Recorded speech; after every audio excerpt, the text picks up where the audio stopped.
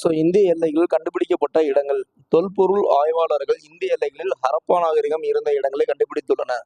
தொல்பொருள் ஆய்வாளர்கள் இந்திய எல்லையில் ஹரப்பா நாகரிகம் இருந்த இடங்களை கண்டுபிடித்துள்ளனர். ஸோ ஹரப்பா நாகரிகம் எங்கெங்க இருந்துச்சுன்னு பார்த்தோம்னா மொஹஞ்சதாரோ, எங்க மொஹஞ்சதாரோ, ஹரப்பா, மந்தா, ராகி கர்கி, மிட்டத்தாய், காலிபாங்கல், கன்வேரிவாலா, கோட்டிச்சி, அம்ரி, தோலாவிரி, லோத்தல். ஸோ ஹரப்பா நாகரிகம் எத்தனை இடத்துல இருக்குது? 1, 2, 3, 4, 5, 6, 7, 8, 9, 10, 11. ஸோ இந்த 11 இடத்துலையும் இந்த ஹரப்பா நாகரிகங்கள் இருக்குது அப்படின்றத நம்ம தெரிஞ்சுக்க வேண்டியதான்.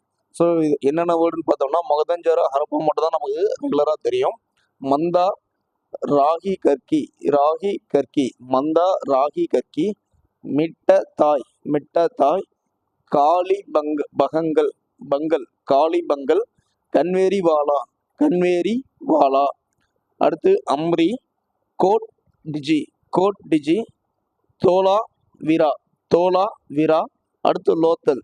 ஸோ இந்த 11 இடத்துலையும் ஹரப்பா நாகரிகம் ஆராய்ச்சியாளர்கள், அதாவது தொல்பொருள் ஆய்வாளர்களான இந்திய எல்லைகளில் ஹரப்பா நாகரிகம் இருந்த இடங்களை கண்டிருந்தன. இது எல்லாமே இந்தியாவோட எல்லைகளா இருந்துச்சு. ஸோ இந்த 11 இடத்துலையும் வந்து ஹரப்பா நாகரிகங்கள் கண்டுபிடிக்கப்பட்டன.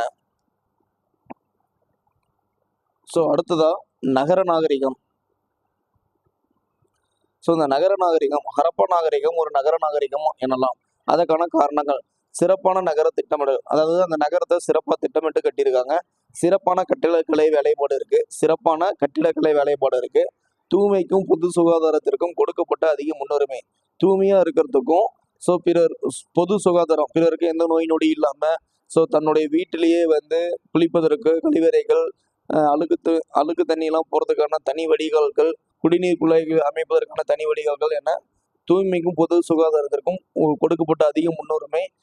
தரப்படுத்தப்பட்ட எடைகள் மற்றும் அளவீடுகள். ஸோ அப்பவே வந்து எடைகளையும் அளவீடுகளையும் அழகா கண்டுபிடிச்சிருக்காங்க. விவசாயம் மற்றும் கைவினை தொழிலாளர்களுக்கான திடமான அடித்தளம். ஸோ இது எல்லாமே விவசாயிகள் மற்றும் கைவினை தொழிலாளர்களுக்கான திடமான அடித்தளமாக அமைஞ்சது.